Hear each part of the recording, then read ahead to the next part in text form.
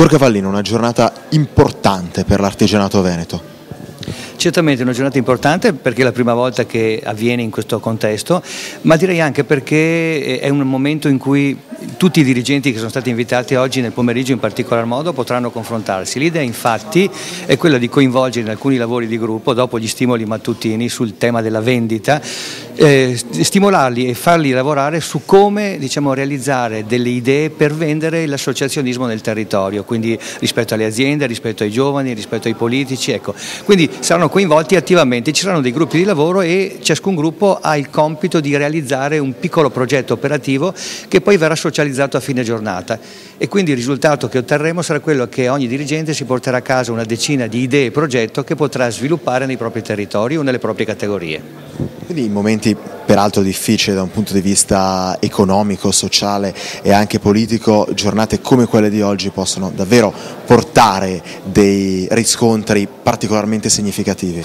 Certamente sono convinto di questo, e soprattutto se si adotta un metodo attivo, nel senso che se si coinvolgono le persone a proporre delle idee, a proporre delle soluzioni e soprattutto metterle nelle condizioni di ragionare insieme. Se gli imprenditori ragionano, lavorano assieme su questi temi, producono certamente un valore aggiunto notevole che se non lavorassero da soli. Quindi lo scopo di questa giornata è anche questo.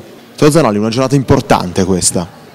Sì, decisamente, per quanto mi riguarda oggi è una giornata dedicata ai temi relativi alla vendita e a far ritrovare un occhio della tigre agli artigiani che magari lungo il percorso, in questo momento così difficile, ogni tanto distolgono l'attenzione da un momento importante come quello di proporre i loro beni e i loro servizi e proporli al cliente e riuscire ad ottenere una vendita. Saprà reagire secondo lei questa realtà artigiana veneta, che tante soddisfazioni comunque nonostante questi tempi di crisi riesce ancora a dare?